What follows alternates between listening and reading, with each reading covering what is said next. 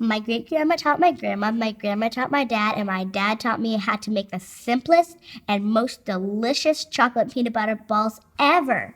You are going to love these. The cool thing about this recipe is it's so easy to make. It's 1 cup of peanut butter, 1 cup of crushed cornflakes, and 1 cup of powdered sugar. First thing we are going to do is crush some cornflakes. You can do this with a food processor or the old-fashioned way in a bag with a rolling pin.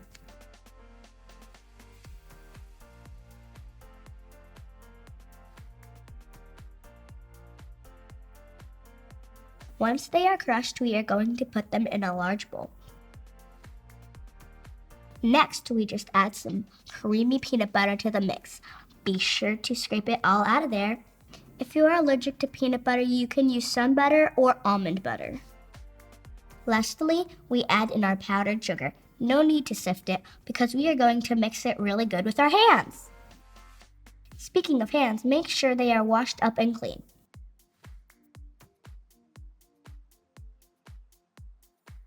Now you can start mixing with a spoon, but you'll definitely need to get in there and use your hands to make sure everything is super mixed up really well. My dad says you can do this in a stand mixer, but my grandma said, no way, you have to do it by hand because that's the way my great-grandma did it. We now take about 1 tablespoon and roll them into little balls until the batter is all used up. Set them on a sheet tray lined with parchment paper. It's chocolate time, and you must use a good melting or dipping chocolate. My dad likes to use Merkin's chocolate, which he gets off Amazon. They are these little wafer-looking chocolates.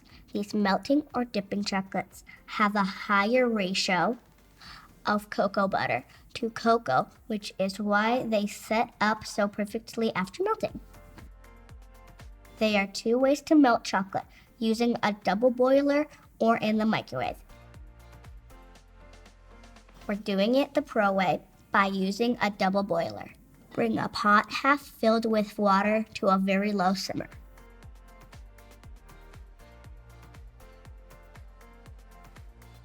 Next, you put 2/3 of the chocolate you're going to use in a heat-safe bowl and add it on top of the pot, and then we begin tempering.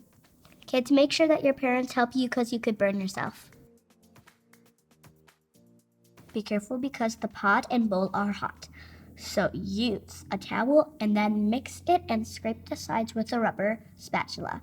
The goal is to get it to 105 degrees Fahrenheit because this is milk chocolate. Dark chocolate needs to go to 122 degrees Fahrenheit.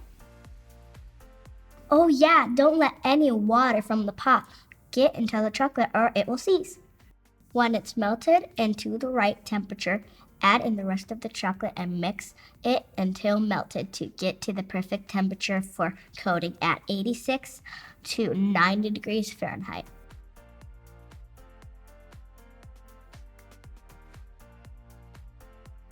Now what we do is dip each peanut butter ball into the chocolate using 2 spoons until all of them are dipped, and then set them to the side on parchment paper and just wait a few minutes until they harden up.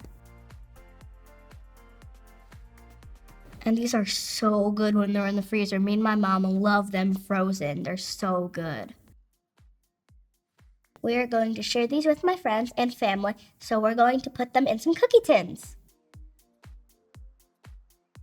This is as basic as it gets, but like my dad says, it's all about the techniques to make them so yummy.